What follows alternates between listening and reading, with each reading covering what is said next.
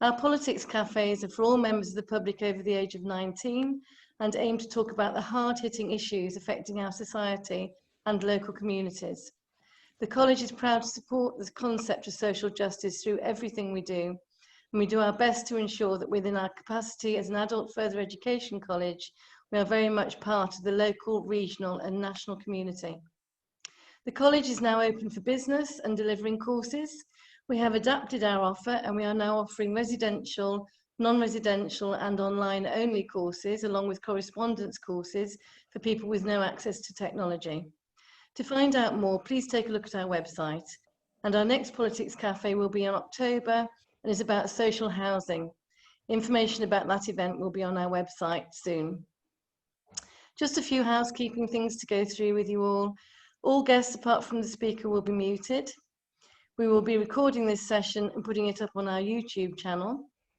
Please use the chat facility throughout the event and there will be an opportunity to ask Scott questions once he has finished speaking. Right, Scott, so just looking at a snapshot of what is happening over in America at the moment, it looks as if there is an ongoing debate about whether the policemen involved in George Floyd's murder should be tried together or independently. Coronavirus cases in the United States alone are approaching 7 million, and in the whole of America, it is almost up to 17 million cases. And yet, astonishingly, I watched a White House press conference given by Donald Trump earlier today, and everything seems to be okay over there with regards to what he calls the China virus. And it looks in the polls as if Joe Biden is ahead of Donald Trump at the moment in the presidential election, although the process is so complex, who knows what the eventual result will be. So after that snapshot, I'm really pleased I can hand that over to someone else to explain it all. Thank you very much, Scott. I'm counting on y'all to help me out with this. So thank you, Penny. Y'all do jump in on chat with anything that you want to ask throughout this. But first of all, let me continue to thank you for all the excellent work that you're doing at Fircroft. I mean, you're an absolute jewel in terms of education, but also interaction, in terms of really establishing a community. Every time I visit you, I learn from you. And as we begin our term next week at Birmingham, you all set just a great example in terms of social service. So really appreciate it.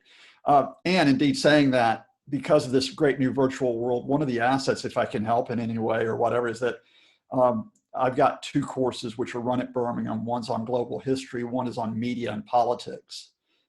And I have material from there, including lectures, which could go up there. And although we know we have this thing called intellectual property, I'm able to share some of that material if it sets off and sets off further ideas for you all.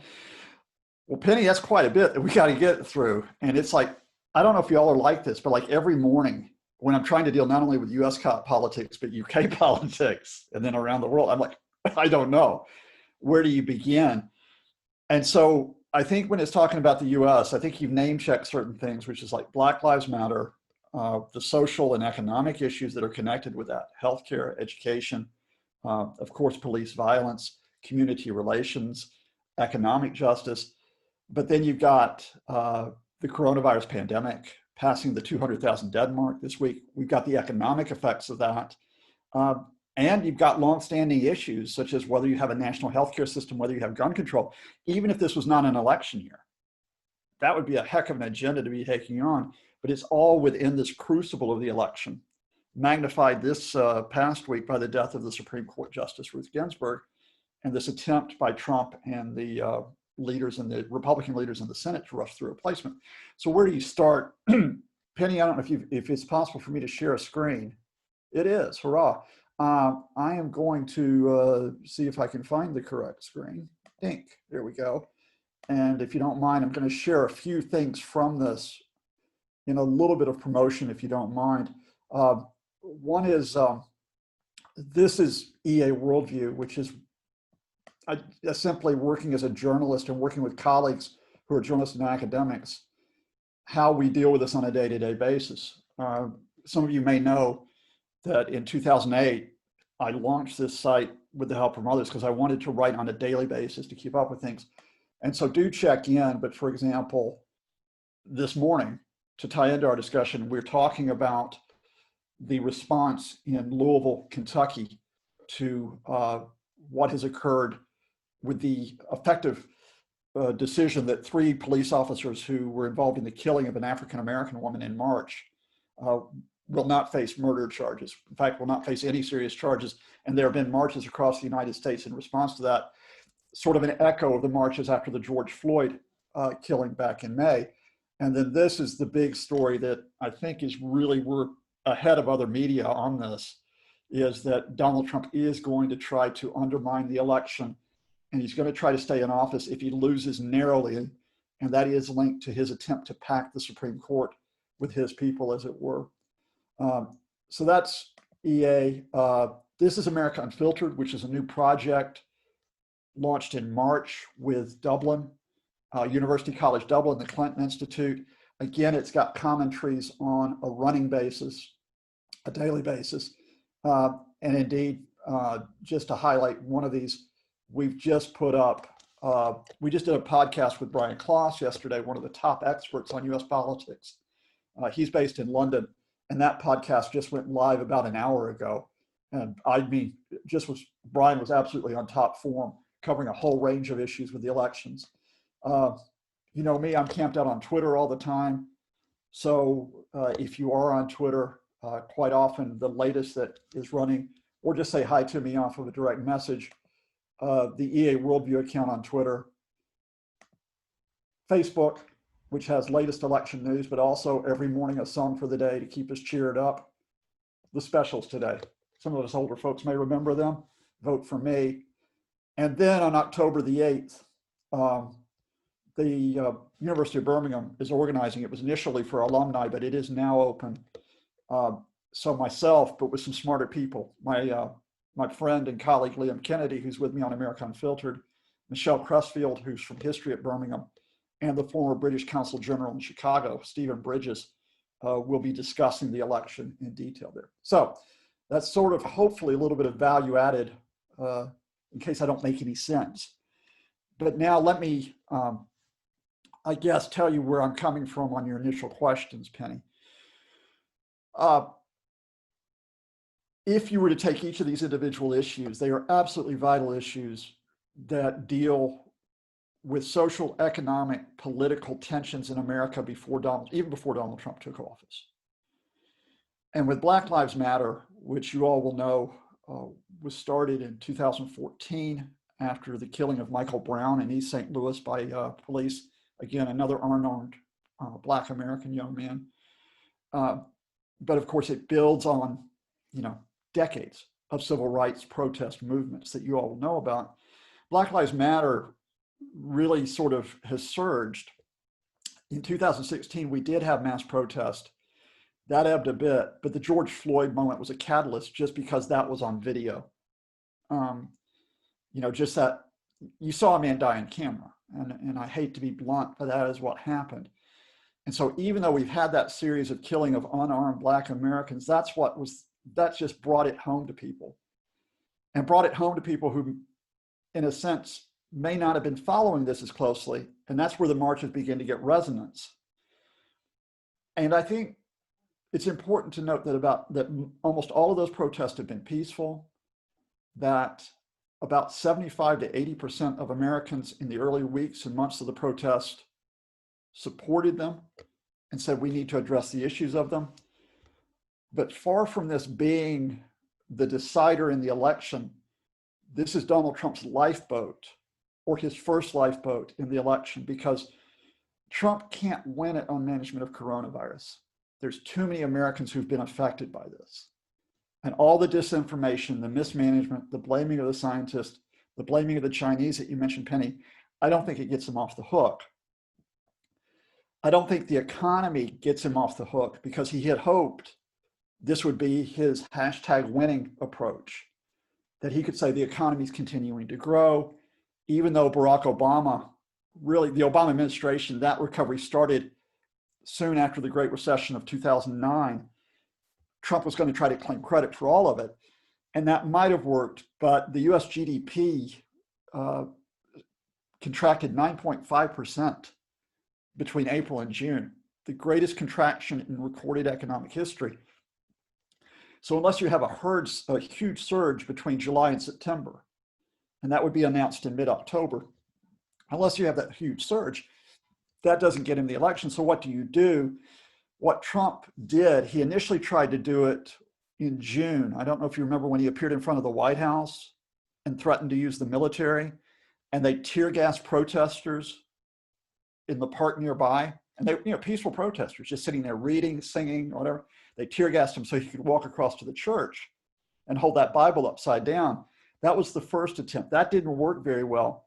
But then a month later, he goes to Mount Rushmore in front of all the presidents, on that big old mountain. And like, he's going to be the fifth face on that mountain. As he says, anarchists and extremists are trying to take over America. And so it is really in Trump's interest. And I say this, I do have a political bias. I don't like him very much, but I say it as an analyst. As an analyst, it's in his interest to stoke the violence before November.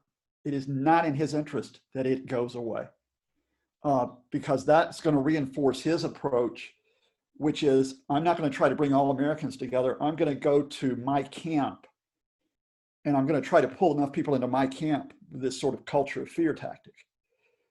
So last night, when we saw the latest marches in Louisville, after these officers were told they would not face charges over Breonna Taylor's killing, and then as I've seen the marches across the US, I've just been touching wood saying, hope they don't get too violent, because that would give him the pretext to stoke this. There have been some clashes, primarily because police have been charging the protest. There were a few people who broke some windows, et cetera, but mainly, especially in Portland, where you've had protests all summer, the police went in and started to charge them, and they kettled them again. And that's what caused most of the trouble there. So we've got that in play. We've got coronavirus passing the symbolic mark of 200,000 dead. 7 million cases will be passed this weekend, I think, probably. And Trump continues to be in this position of disinformation and denial, which says it's all okay.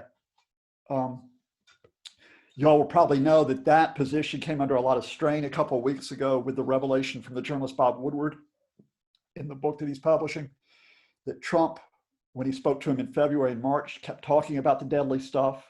So it was not that Trump did not know that coronavirus could kill. And in fact, there's a story behind it that media hasn't picked up on. The reason why Trump told that Woodward privately, I think in March, was it was a few days after a friend of his died in New York from coronavirus. If you go back and look up the record. But at the same time, Trump told Woodward, I'm playing this down.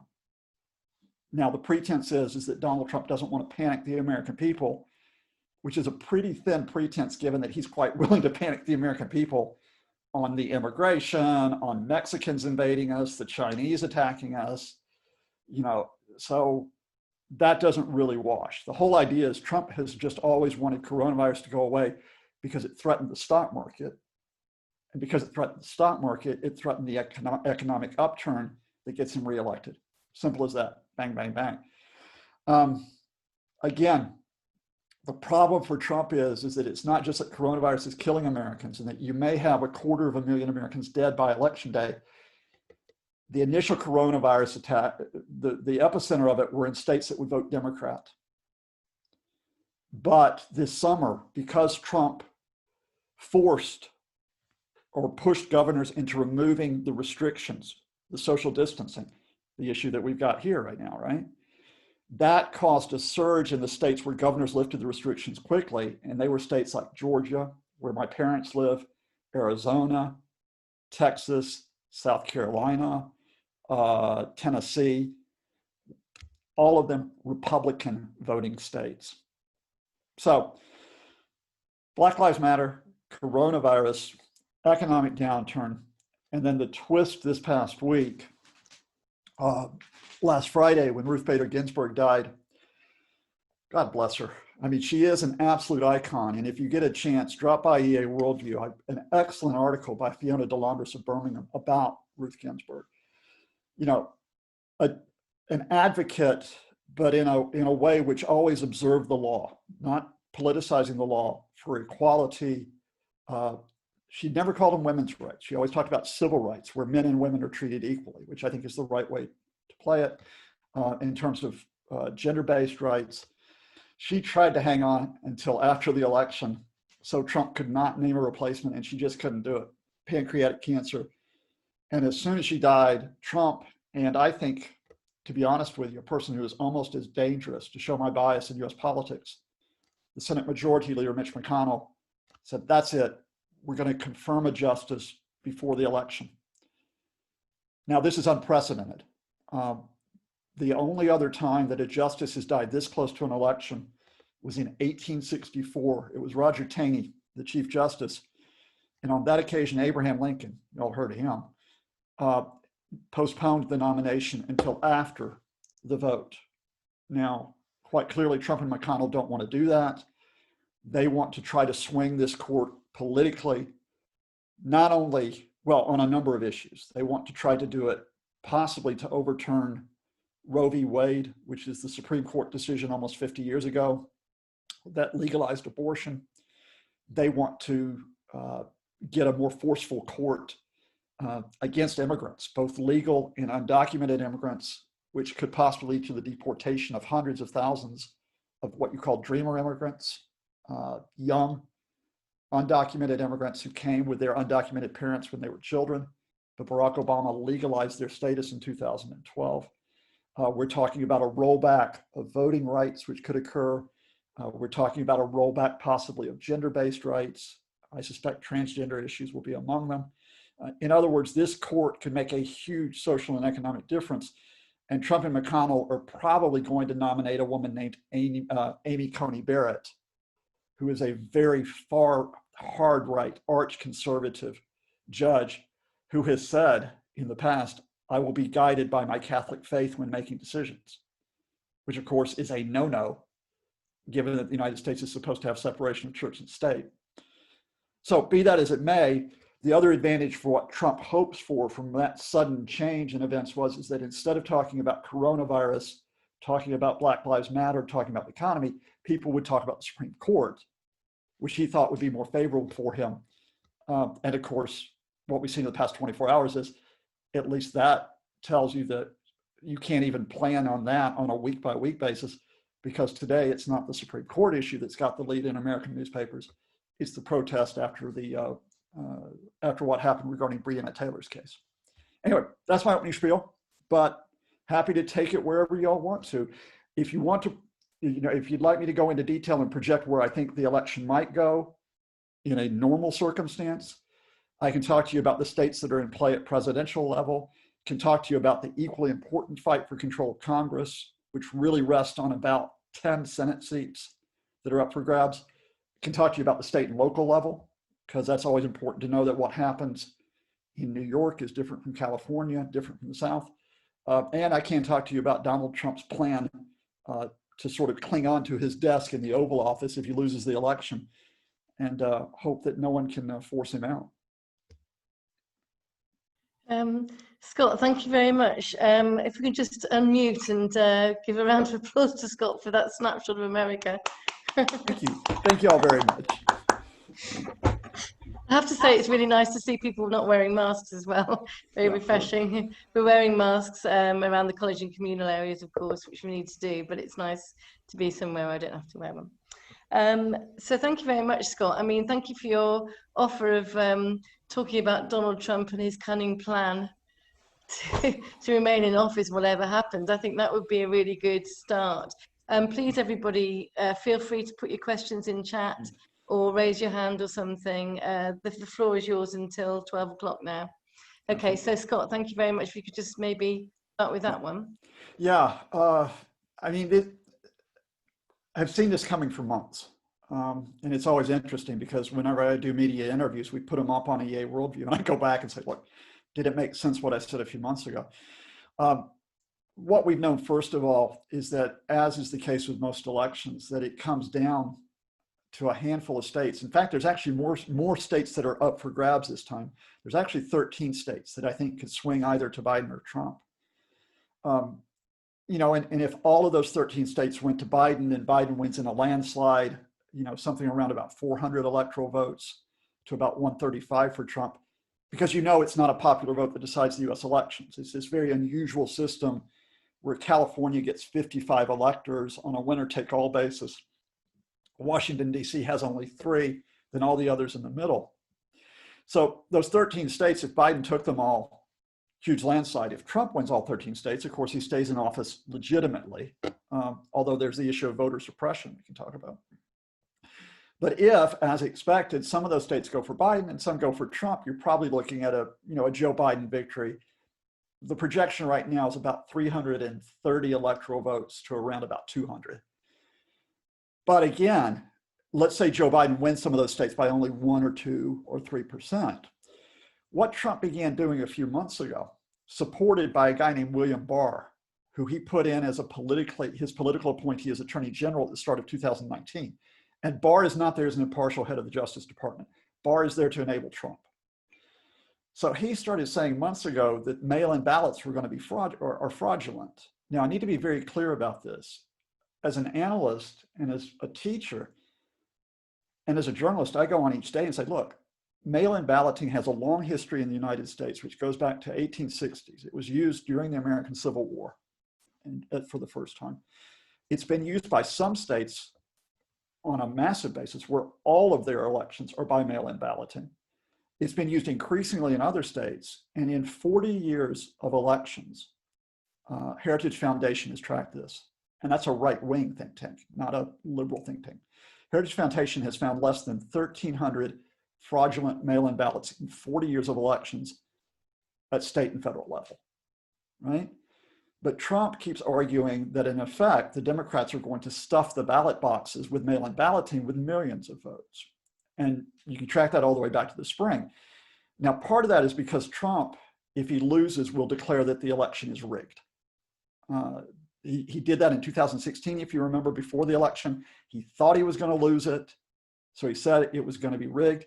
Even after he won the election, because he lost the popular vote, not the Electoral College, lost the popular vote, he still said millions of ballots were illegal, again, which was false. So he starts talking about this being rigged, but then he puts in a political appointee as the head of the US Postal Service, a guy who donated millions of dollars to him called Louis DeJoy. He's put in at the end of May. And what happens is the US Postal Service starts removing mail sorters. Now, mail sorters, these things take up like the entire space of a large warehouse, right? They're massive machines. And they're used in particular to process mail-in ballots. And now the US Postal Service is removing the capacity to handle mail-in ballots. They're removing drop boxes for this. Why are they doing that? Because it hinders people from being able to use mail-in voting. In addition, the Trump folks tried to dig in and said, look, if votes are not counted by election day, they're invalid. Now, in fact, the practice in many states is if your vote is postmarked before election day, it can be counted after election day for a period of a few days or up to a week. 2 courts, Pennsylvania and Michigan, both swing states, have ruled against Trump in the past week over this. So you've got this ongoing fight, which is going on. You have already had voter suppression, and we had this in 2018, which is removing polling stations in areas which are predominantly African-American. That happened in Georgia, for example. In other words, this is a voter suppression effort in the first instance, and Trump hopes, if all the votes don't get counted, I win. But then he said something in July on Fox News, and of course, Fox is a supporter of Trump, but he told Chris Wallace, who's a good journalist, so it was a hard-hitting interview. Wallace said, look, are you going to recognize the vote if you lose? And Trump said, wait, let's wait and see. In other words, he wouldn't rule it out. That was the signal, folks. Jared Kushner, his son-in-law, told Time Magazine back in the spring that they might not recognize the result of the election. And then he sort of walked that back a bit. What has happened in the last few weeks is that Trump has stepped up that argument about mail-in ballots. So has William Barr, including in national TV interviews. So they're setting up the pretext regarding the fraudulent ballots. And then yesterday, to bring this all to a wrap, in the past 2 days, on Tuesday, Trump said one reason why he is naming the Supreme Court nominee is because he expects the courts to rule on the election. So he was blatant about it. He expects the Supreme Court to hear the legal challenge.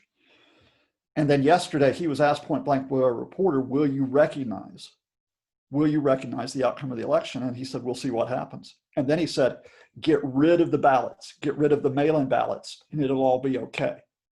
So effectively a blackmail threat. So it's not like he's being subtle about it. It's like, this is up there, it is signposted. And because the closest we've come to this, and you all remember in 2000, which was the Bush versus Gore election. And remember, it wasn't that one of those candidates tried to rig the election or tried to, illegally claim victory. It came down to the fact that Florida, the state of Florida, completely screwed up its ballot process, and they miscounted the ballots. But we didn't know the outcome of that election until December, when the Supreme Court stepped in and said, look, basically, we're going to call a halt to this. We're not going to have a recount of ballots in Florida. Bush was named president, and Al Gore accepted that, even though Gore had won the popular vote. And I think Gore would have won the Electoral College if you hadn't been for the Florida screw up. But, Gore at least realized that the state of the American system took priority at that point. Donald Trump doesn't. Bottom line, and this is beyond even the Republicans in Congress, Trump's priority is not the American system. It's not even the Republican Party. It's Donald John Trump. Thank you, Scott. So we've got a comment actually from Dennis. He says, if Trump loses, he will still say he was robbed, which is very much what you've been saying. He said before that he was pretty much the only president. If he lost, he'd just go in for another election. So thank you for that, Dennis. And Sarah has said that, well, the first bit is, if Donald Trump is not re-elected, do you think he'll go quietly? I think you've also hinted at that one as well. And Sarah would like to know what your prediction is, if you have a prediction. Yeah, I do, and I'll share a screen in a moment that is sort of my go-to site for this. Dennis, let me get to pick up Dennis's question though. One other thing, Dennis, that's important, thanks for bringing that up, is it may not be the case that Trump can hang on to office with all the maneuvers that he's making, but one of the real risks is that Trump stokes more violence in America, because you all will know already that Trump has actually encouraged right-wing militias. Earlier this year, when the governor of Michigan and governors of Minnesota and other states started to try to bring in the coronavirus measures, including masking, he went on Twitter and told people, in all capital letters, said, liberate Minnesota, liberate Michigan, which was like a signal for the militia, one of whom went into the Michigan state capitol and occupied it with guns. They were armed. And you know that right-wing militias have been out there trying to confront Black Lives Matter marches as well. Indeed, we had a militiaman who killed 2 protesters in Wisconsin a few weeks ago. So that's a real threat, that even if only 40% of America vote for Trump in the election, they are so dug in, or some of them are so dug in, that they're willing to go to the streets. Violence. I think that's sort of the threat beyond him staying in office. Now, Sarah, that's a great question. I'm going to go to you, do a bit of a share screen again, if I can, real quick. I have to find, there we go. And if you give me just a second. The first thing I want to say is that I don't actually predict a winner in elections, because 2016 taught me that, my goodness, that's a risky business, to say the least. What I would say is that I tend to go to this site, which is called 538.com, all letters, 538.com. And you'll see that they have a forecast on the page. Now, most of you will be familiar with what is the electoral map of the United States, and I'll show that in a second. But I'll show this first of all, which is what 538 does is they take all the polling, but they also take the particular social, economic, political circumstances of each state. They put it into their model, which they've been developing for, I think, goes back to the 2004 election. This site I need to emphasize, because you'll quite often hear, that pollsters got it wrong in 2004. Pollsters didn't actually get it wrong in 2004 for reasons I can explain. And 538 actually said on the eve of the election, Donald Trump has a 30% chance of winning. And indeed, that's what happened, because of about 80,000 votes that went a certain way in Pennsylvania, Michigan, and Wisconsin. That's how close it was there.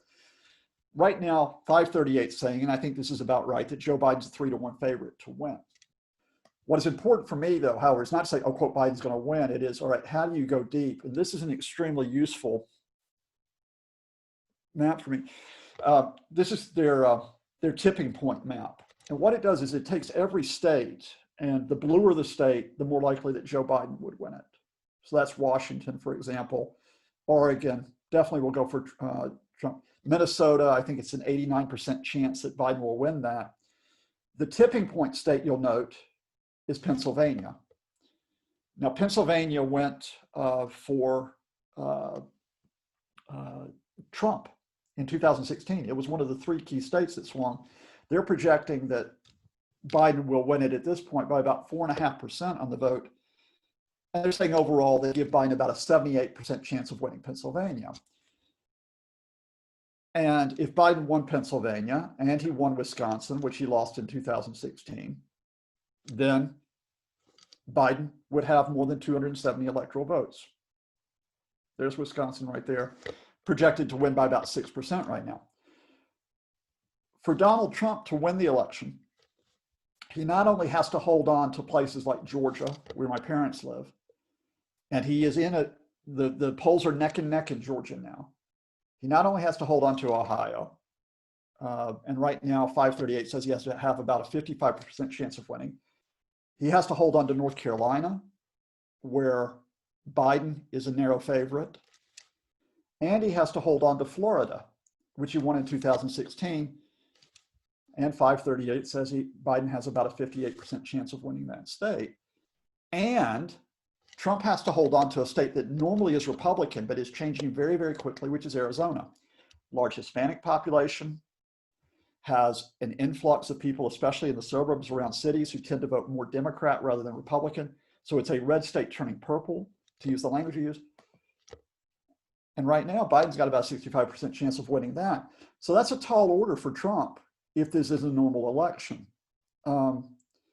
Just to give you one other site, in case you aren't familiar with it, this is Real Clear Politics.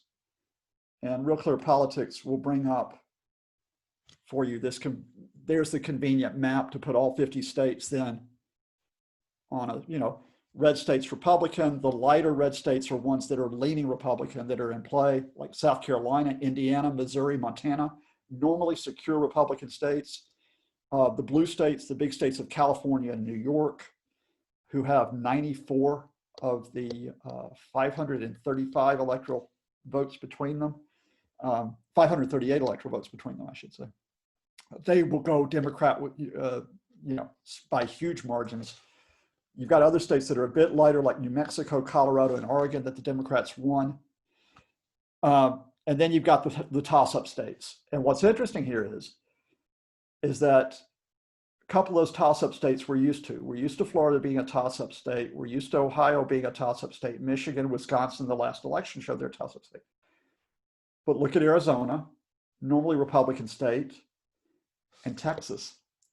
I would never have dreamed that Texas might go to a Democrat in 2020. Would never have dreamed it. It's a very conservative state, but again, it's a changing state. And one thing is, by the way, this is just to knock back something that, again, it's interesting that media and analysts get wrong.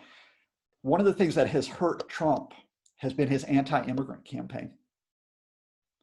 The normal line is, oh, Americans, they've been whipped up to be hostile to immigrants. They've been whipped up with the wall with Mexico. They've been whipped up with the idea that you have to get rid of undocumented immigrants.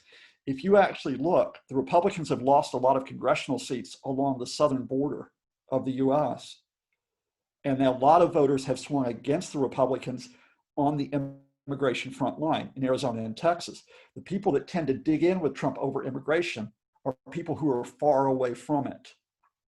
In other words, people who aren't really seeing immigrants on a day-to-day basis, they just get the, quote, information about immigrants. And that's an interesting twist that I don't think we could have anticipated after the 2016 election. Sarah, sorry, I went on just a bit, but I hope that's a useful opener for how I read an election. And I would say if you go to EA Worldview, probably in October, we'll start doing a weekly update on where we are with the election, and we'll start doing that on America Unfiltered in our podcast series. Because we'll be doing we'll podcast at least one a week between now and the election. Thank you, Scott. Please don't apologise. It's all absolutely fascinating. So we've got a question here from Niraj. She says, if Biden is elected and cannot last the course, what sort of president would Kamala H make? Wow. I should ask you, if you don't mind unmuting, Niraj, what do you think of Kamala Harris so far?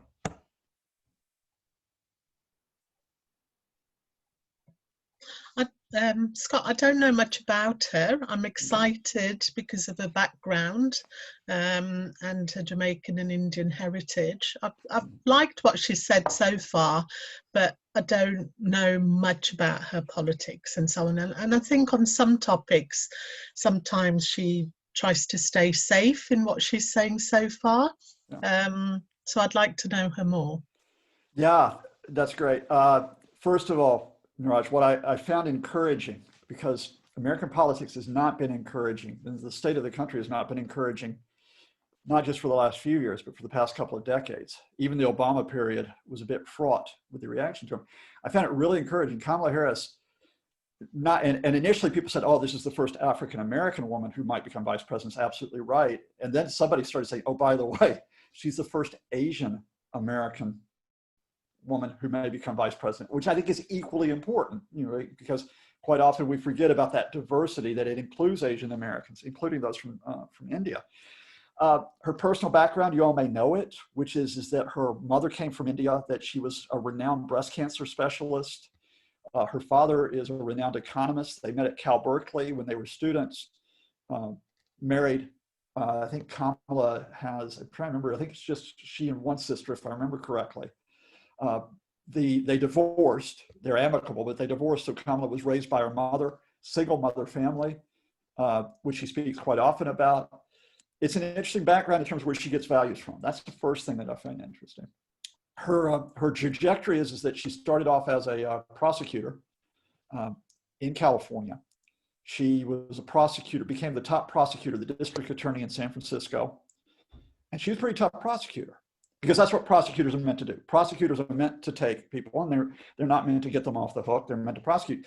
That raises an issue, by the way, which is double-edged, where she is now, because you got to be open. She actually, a lot of the people she prosecuted were African Americans, were Black Americans, and she wasn't going to bend the law for that. So some people on the left of the Democratic Party will come in and have questions about how tough she was on that. On the other hand, it means the Trump campaign cannot portray her as a radical or an extremist, because she certainly wasn't. She became California Attorney General, and fairly rapid rise to California Attorney General, which is an elected position. So she had to win an election to get that. And then in 2016, so only 4 years ago, she was elected as senator, replaced a longtime senator named Barbara Boxer. And what was impressive about Harris is that as a first-term senator, she made her mark very quickly.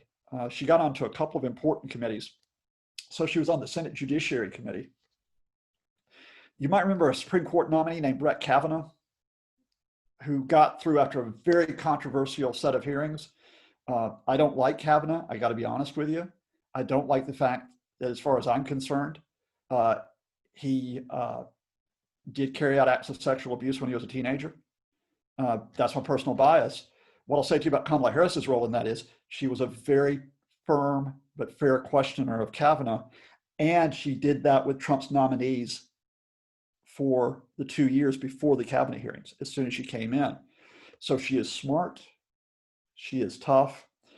You saw in the opening Democratic primaries, I don't know if any of you watched this, she almost knocked Joe Biden out of the Democratic campaign, because early on she went after Biden's record on race relations, which is checkered, because he's been there for more than 40 years. And she really got after Biden because he did not support initiatives such as busing in the 1970s for school integration. And Biden struggled. Biden recovered. Where Harris dipped in that presidential thing is she played it safe. I think you nailed it. Rather than going on the front foot, she played it safe. She tried to say what were the stock lines, and that's where she didn't work as well as a candidate. Since she's come on the ticket as vice president, as a nominee, she's gone back to being that firm, forceful candidate. And I think in each of the statements she's made, whether it be about Black Lives Matter, she and Biden made statements about coronavirus that have been extremely effective, calling for leadership. Yeah, I think she's absolutely rock solid. How much of a difference that makes in the election, I don't know, but it would give me hope if she becomes vice president. And if Biden does have to step aside, and here, let me just knock back the Trump camp's disinformation. You'll hear a lot that Biden is mentally deficient. I hear it from my mom, who's a Trump supporter, every time that we talk.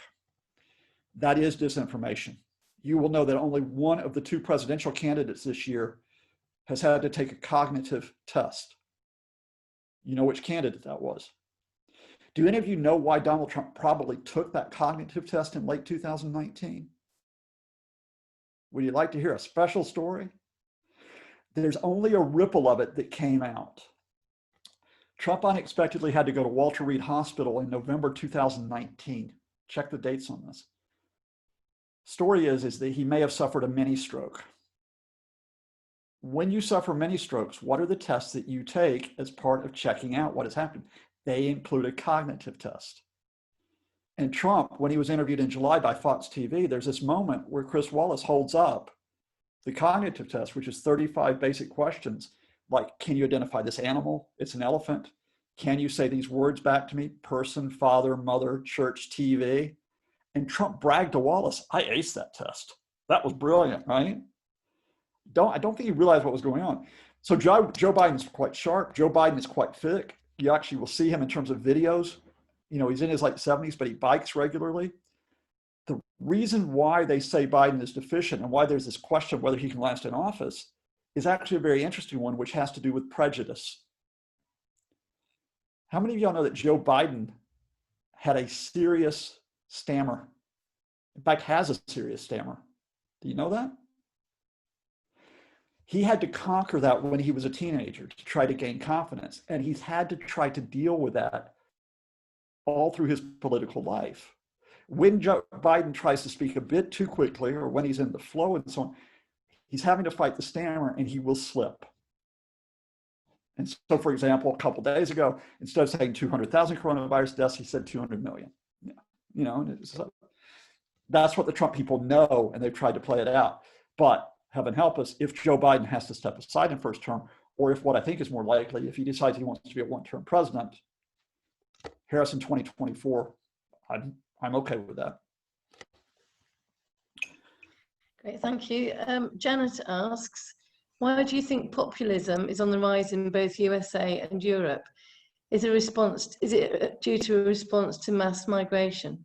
Janet, that's a great question. First thing is, again, in a bit of a plug for some great colleagues that I work with at Birmingham, EA Worldview hosts something called the Populism in Action Project, which is funded by the Economic and Social Science Research Council. We've got research fellows in 4 European countries, Italy, Finland, Switzerland, and Belgium, as well as our project lead, Daniele Albertazzi, who is a specialist on Italy. And so if you go in and dip in on that, you'll see the research they're doing on populism in Europe in terms of the causes of it. And I've learned a lot from them. We have 2 webinars coming up. Put the dates in your diary because we'll be advertising them. October 15th and October 22nd. There'll be 90-minute seminars at 1:30 p.m.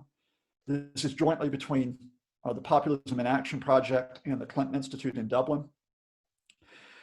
And we'll talk about populism in Europe, but then in the afternoon, we'll also do a comparative between Europe and the United States. And here's what I've learned a little bit about. I got a different background in populism, my entry point into it, than a lot of people have who are in Europe, in that populism was not a word associated with hard right or far right politics. Those of you who teach American history might know that it comes from the late 19th century, that it has to do with agriculture versus industrial issues, rural versus urban issues. It has to do with the silver standard for the American currency, things like that. The book Wizard of Oz actually comes out of that. So populism was much more of representing a changing America at that time. It wasn't associated with anti-immigration initially. Now, some populist groups become nativist groups and become very anti-immigration, especially by the 1920s. Anti-Japanese, anti-Chinese, initially had been anti-Irish, although that tends to ebb.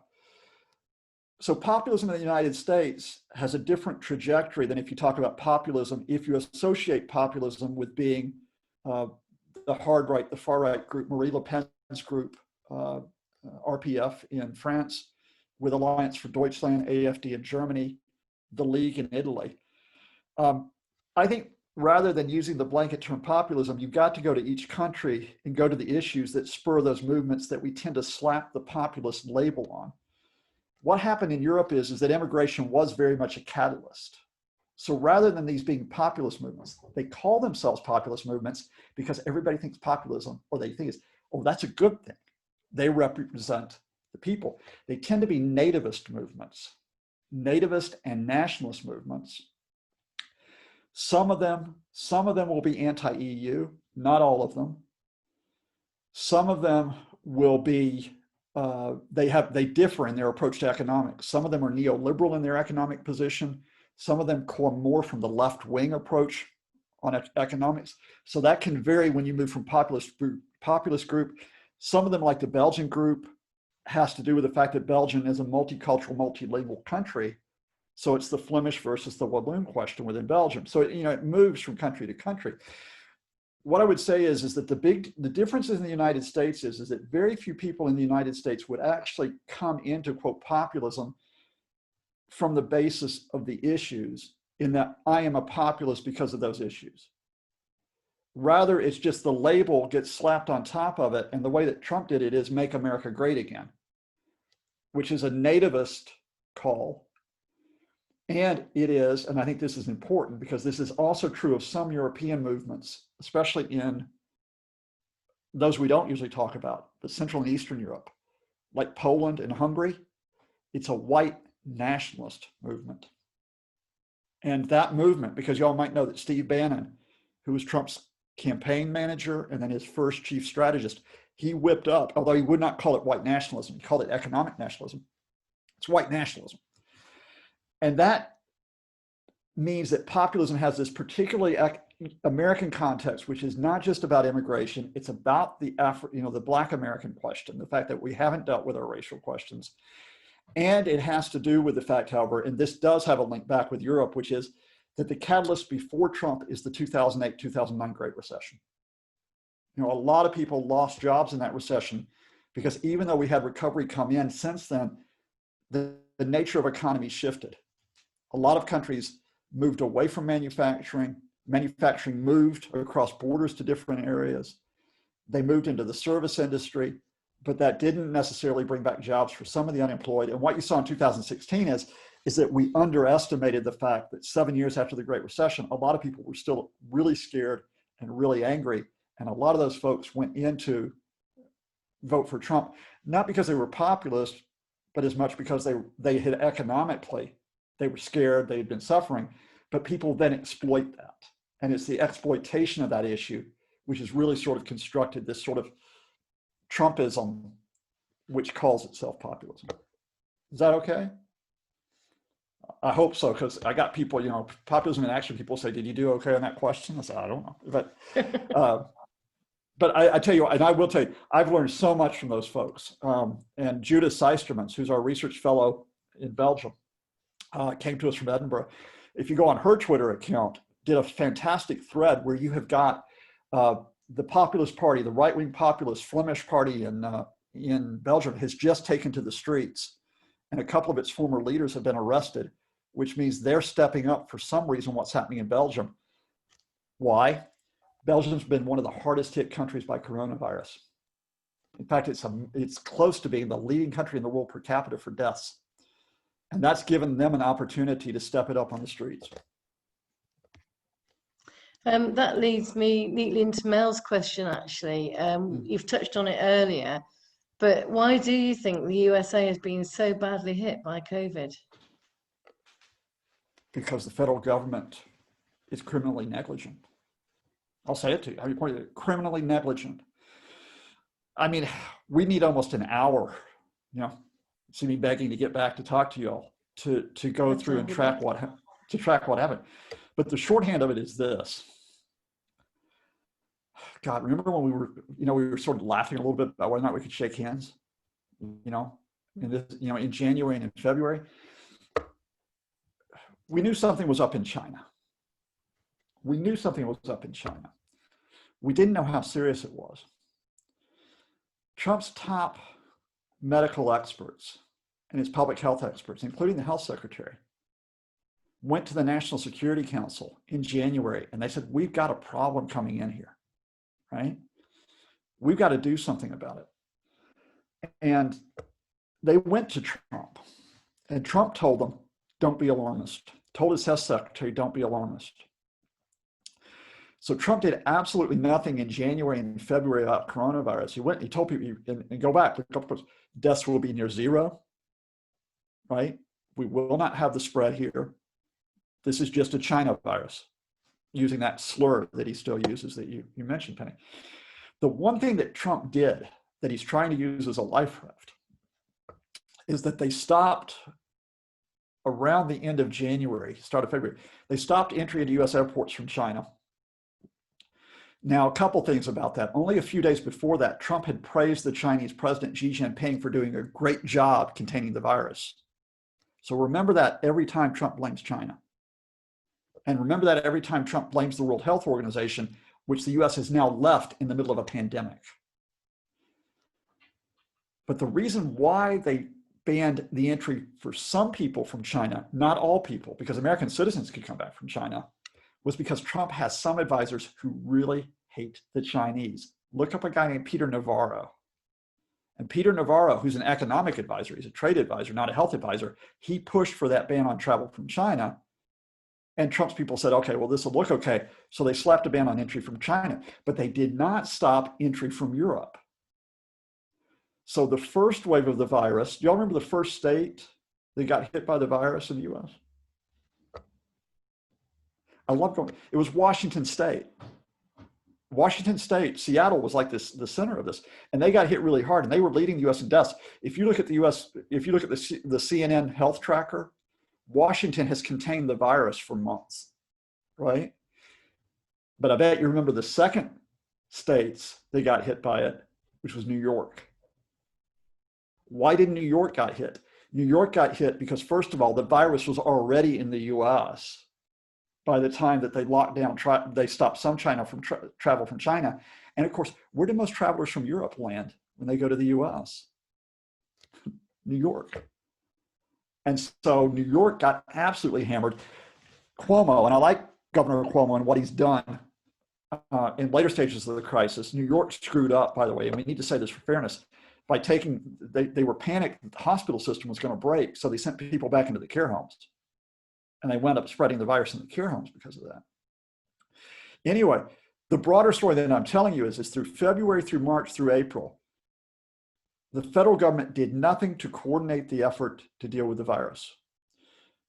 Personal protective equipment, vital issue here as well. And by the way, you all do know that shortages of PPE is still a serious issue here, right? As we've gotten some new information in the past few days. But in the States, he handed over the effort to get some personal protective equipment to his son-in-law, Jared Kushner.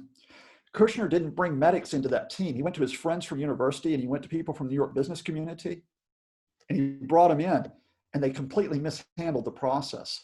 Contracts that were overpriced, contracts that were never filled, contracts that had defective equipment. Testing. The initial test from the Center for Diseases Control, because they didn't use the World Health Organization test initially, they used the CDC test, and it was faulty. So in February, the United States could not test people for coronavirus. Trump then hands the effort, okay, we got to get a test, we got to get a test. Guess who he gives it to? Jared Kushner.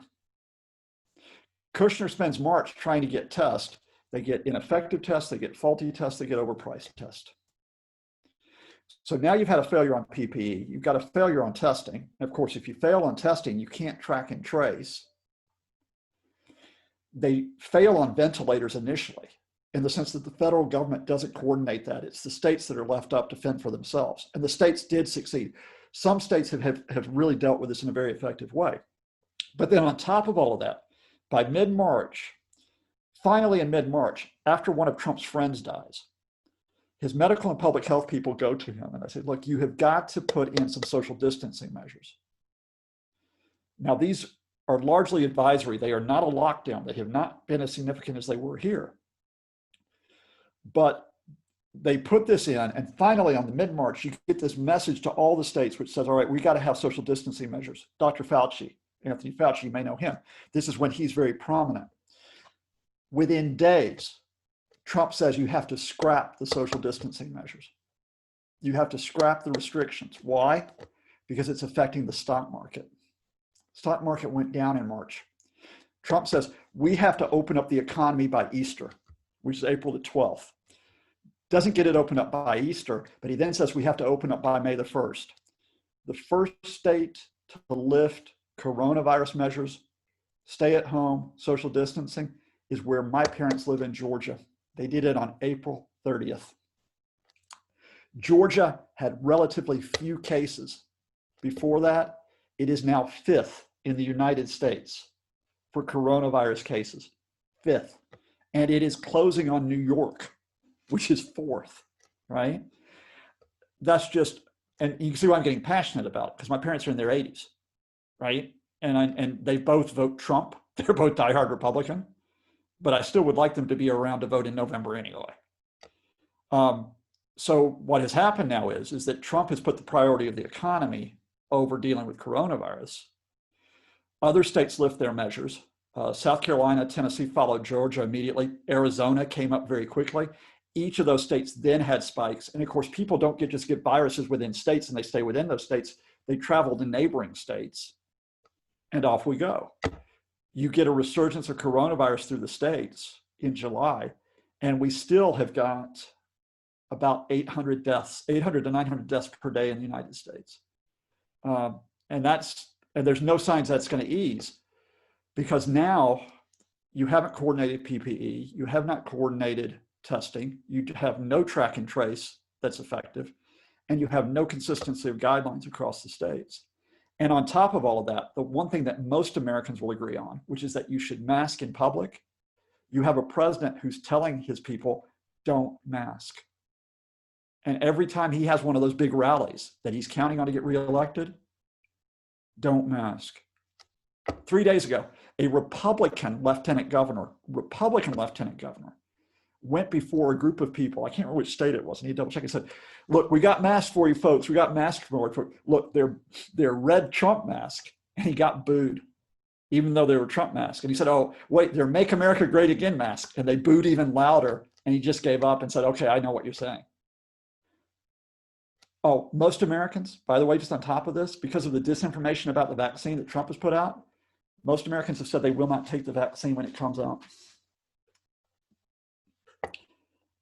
I'm looking for good news, I swear, but sorry.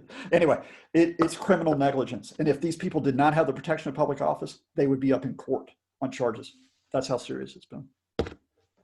That's the other thing I saw in the news conference this morning, that he's talking about a virus and everything's going to be great and it's going to be available for the most vulnerable. Yeah. Okay. Sorry, I'll just go on to another question. So there's a lot of people saying in the chat that sadly and quite very worryingly, there are echoes of what's happening over here with what's happening in the States, what you're talking about with the care homes, the lack of information. Let me expand this a bit. PPE. Yeah, well, let me expand it. There's a link here, if you don't mind, Penny, if I got a couple minutes on it. First of all, by the way, you all know why Trump wants a vaccine in October. He wants to be able to tell American people the vaccine's out before the election day. I mean, that is, and his top advisors, Anthony Fauci, late 2021, before you have a chance of mass distribution of a vaccine, because you not only have to have the vaccine, you got to be able to get it out to people. Robert Redfield, the head of Centers for Disease Control, said that you do not get a vaccine until mid-2021. But what's happened is that Trump has gotten, they're still there, but Trump has effectively pushed Redfield, Fauci, Dr. Deborah Birx, who's the coordinator of the task force, to the side. He brought in a Fox TV commentator named Scott Atlas, who's a neuroradiologist. He's not an epidemiologist. He's not a public health specialist. Scott Atlas basically enables Trump. the same way that William Barr does as Attorney General. Atlas says, yes, we have to reopen schools, we have to reopen universities. Yes, the vaccine's coming carefully. He basically said yesterday that Robert Redfield's wrong at the CDC on a vaccine. So nobody knows what to think because they keep spreading misinformation. What is the link here? A lot of the people who were around Boris Johnson, including Dominic Cummings, worked closely with the Trump campaign in 2016. Because you remember the Brexit referendum was in June. You remember that some of the folks who worked for the Leave campaign, like Cambridge Analytica, which is the data mining operation, also worked for the Trump campaign. Steve Bannon was over here during Trump's visits talking to Boris Johnson's people in 2017, 2018, when the Trump people wanted to replace Theresa May. They wanted Johnson in. Trump's people want to break up the European Union. So does Cummings. What happened in the early months of this year is that some of the playbook that has come out of the Johnson people is very similar in terms of what the Trump folks would say. And that is, you know, that Boris is, especially when Boris back in February, if you go back to what he said, is that this is exaggerated, that this isn't here. You remember when he made that statement, he made the statement in early March that when he went into a hospital, he went around shaking hands with people, right? In early March. You want a story, a little bit of gossip on this? On March 16th, I got blacklisted from a London radio station. I got blacklisted on talk radio while I was on air. And that is, I started telling the host, the morning host, I said, look, Boris Johnson's telling people to go around shake hands, don't worry about it. And she said, you're politicizing the issue. He didn't say that. He was only saying that shaking hands with hospital staff. I said, no, he wasn't. I saw the video. She hung up the phone on me in the middle of an interview. And it was like, okay, that happens. But it was illustrative of the fact that Johnson, as late as March, was putting out these messages that meant we were not taking the measures that were necessary at that point. And when there were problems with PPE, he would blame it on the media and say it was the media that was exaggerating this. He would say, you remember his statement when he became prime minister, that you all are naysayers and what is it, gloom mongers? It's that same thing that, you know, these people are just trying to do things down. And that, remember also that the Johnson people would not release the reports from their scientific and medical experts in March from SAGE and had to be dragged into it. That's because Cummings didn't want it out. So they were trying to put a PR lid on what was happening. But here's the difference between the US and the UK. It fell apart. On the 13th of March, Trump's chief advisor, Dr. Scott Atlas, this Fox TV guy, he favors herd immunity. And y'all know what herd immunity is. You just let the virus spread through the population. Johnson's people favored that until March the 13th. And on March the 13th, Patrick Vallance, the chief scientific advisor, told the BBC, we're doing herd immunity. They then got the projection from Imperial College that up to 500,000 people would die if they did that. Over the weekend, they flipped. And by the 16th, we started getting the signals that they were going to put the restrictions on. And on the 23rd, that's when Johnson announced the first measures. Not quite a lockdown. It's incorrectly called a lockdown, still is, but it was the first real serious measures came on the 23rd. It was because of that Imperial College projection that, and because Trump has never believed the scientist, never wanted to believe the scientist, the US has never had even that moment that meant that we got to some attempt to put measures in place here in the UK. And then Johnson got coronavirus, and that made a big difference. All of a sudden, it got real for him. So I'll just add what Janet's actually just said. She says the bypassing of public health departments to Tory donors with no expertise in test and trace, she believes is also criminally negligent as well. Yeah, it is. There's no way that Dido Harding should be in charge of that effort. Absolutely no way. You all know her background. You know what happened at Talk Talk, right? And what's a broader problem beyond the specific fact that they're Tory donors is that they have no expertise in medicine or public health. And this goes back to something which has to do with Tory donors, but it also has to do with Dominic Cummings. Dominic Cummings, the reason he is why he is right now is because, but beyond being loud and getting Boris Johnson's attention, he's a big data guy. He got hooked up with all these people that do big data. And the whole idea is that if you do enough with big data, across the internet, you can deal with any crisis. And so what he's done is he's gone to people who handle big data or handle things like communications, and that's who staff the top positions in terms of the health and public management effort. Big data does not give you expertise on the specific issue. And so that's why in the early part of this, they had this really bizarre thing that contradicted the scientist, which is the scientist, you remember the statement back in February and March that the reason why they would not implement measures is because the British people would not observe them? Yeah. That was absolute rubbish. The behavioral scientists said, yes, people will observe them if you put them in. That came from Cummings and some of the big data people that he was hanging around with, who said, oh, well, we've done polling that said this. And this still lingers despite everything that happened. Johnson's statement in the House of Commons a couple of days ago, I can't remember if it was just before or after his, his latest national TV appearance, but where he said, oh, we're different from Spain and France. We're different from Spain and France because the British people don't like, they like freedom. They don't like to be told what to do. To which people on Twitter said, have you observed and compared British people in a queue versus French and Spanish people in a queue? Which I thought was, okay, don't quite want to go there as a generalization, but it was an absolute ridiculous statement to make. But it was still that lingering thing, which is, as a government, don't put the responsibility on us. By the way, this is what's going to happen, folks. Let me see if you agree with this, and I apologize. But remember, I've got to go back into the classroom this week in a crowded classroom. You all are doing it right. We're going to get a surge that's going to take place in the autumn, and it's going to round around here. We're going to get a surge, especially in England, because England's restrictions are not as tight as the ones in Scotland.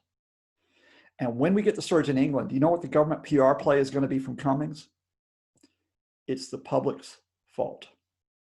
The public didn't observe what we told them to do. Those British people, they don't like being told what to do. They're going to pin the blame on the public. And that's the way they're going to try to escape responsibility yet again. Because at the end of the day, what's the ultimate thing that Boris and Cummings want? Well, there's two things. One is they want to stay in power. The second is, you all remember why the date December 31st is significant, right? That's no deal Brexit Day. And Cummings wants to make sure we make it to December 31st with nothing stopping going off the cliff edge regarding the EU. That's cheerful, isn't it? Thank you, Scott. I think we're going more into sort of comments, just people agreeing with you. Oh, thank you. Yeah, and again, another not so cheerful thought is that Dennis, I think I probably agree with him, says that America seems to be really backpedaling backwards in time with the way things are going at the moment. Let me turn this a bit, because I think like the rest of you, you kind of feel besieged right now, right? And I have to, I've got my wife, y'all know Leslie, right? Number one person in the world. I like you all, but she's the best, right? And she gets down about this as well. And I got to admit that probably in the past, I think when you see stunts like, I think it was probably a couple of days ago when it became clear that they were going to be able to at least, they may not be able to replace Ginsburg before the election, but they'll try to ram this through after the election, and you get really down. But Dennis, this is the big thing. At the same time, there are a lot of good people in the States. And what has happened is that a lot of people have been mobilized by what's happening to say there has got to be a better way. So the fact is that people didn't take it lying down this summer. It took the George Floyd catalyst, but they've come out in terms of these social and economic issues. And again, I've got a very near and dear relative. Now, I can't tell you exactly who because you're recording it, right? And it would really shake up my mother if she knew who it was. This person is political for the first time. And she's political on social media, and she's articulate, and she's supporting Black Lives Matter. I don't think that could have happened unless she had been inspired by what was happening. In 2018, you started to see a lot of these grassroots movements. Do you all remember the Women's March that took place the day after Trump's inauguration and then occurred a year later? That the Women's March was bigger than Trump's inauguration. And those people didn't stop with the march. And then you had the march for gun control after the Parkland shooting in 2018 that killed 15 staff and students. you saw the mobilizing of people that they could make a difference. And that made a huge difference in 2018 in the elections. The Democrats did not take the Senate, but they took the lower house. If the Republicans still had the lower house of the House of Representatives and controlled it, then I would be agreeing. It's like go to the bunkers. But it made a difference in 2018. It brought in a lot of younger people into government, not only at national, but at state level. It brought in a really diverse group, the largest number of women legislators in American history, African Americans, Hispanic Americans, the first Native American representatives in some cases, the first American Muslim women in Congress. I can go on and on. In other words, dark is before the dawn. It takes sometimes a society realizing how serious things can be as a wake-up call. And to put it in a nutshell, the podcast we did yesterday with Brian Klaus, we put the headline up today. We debated what it is. We just simply said the most important election in American history. What happens on November the 3rd will be monumental because it will be a symbol. Beyond the individual results, it will be a symbol as to whether that American democracy can still be a responsible democracy. If you come back to me and we meet on November the 4th and it's gone the wrong way, Dennis, I might be a bit depressed. But if it goes the right way, hope springs eternal. Okay, Scott. So thank you so much. I think we'll have to leave it there. But as always, wonderful to hear you, and wonderful to hear you saying you want to come back again. Because of course, you'd be more than welcome at any time. Be great to see. Well, after November the 3rd, be wonderful to get you back in then, maybe December or early next year. Well, I'll tell you all immediately. If the October 8th event goes well at Birmingham, they are planning to have one just after the election, and I'll keep you posted. But of course, if you all would have one, that would be great as well. And indeed, it does not have to be me. There's a couple of other folks I'd be happy to introduce you to expand the community. Maybe a panel of you would be fabulous. Well, I just say that there's folks who are really keen on what you're doing because they know about what you do through Leslie, for example. And so I'm sure that my friend Liam Kennedy would be quite keen on talking to you all. That would be fantastic. Let me pick up one other thing really quickly, Penny, if you don't mind, because Dennis is quick. Dennis made a very good point in terms of America's not going to give up guns entirely, Dennis. But America might start off with the steps, for example, which is, for example, to put a meaningful age limit on guns. And they might get semi-automatic weapons off the streets. It's going to be a step-by-step process. And we did that. It happened in the 1990s. We had semi-automatic weapons that were banned for a few years. That's the way we get back to that. So yeah, don't make me get off the theme of hope as I wrap up. So I'm going to send you the chat. I've saved the chat and I'm going to send it as well because a lot of people saying thank you so much, Scott, and absolutely fascinating, as I've been saying. Definitely have you back again. Fantastic. Can we all, muted or unmuted, show appreciation to Scott, please? Thank you all. Thank you very much. And thank you all for coming. See you again in October for our Social Housing Politics Cafe. Thank you, Scott, once again. Okay. Stay safe, stay sane.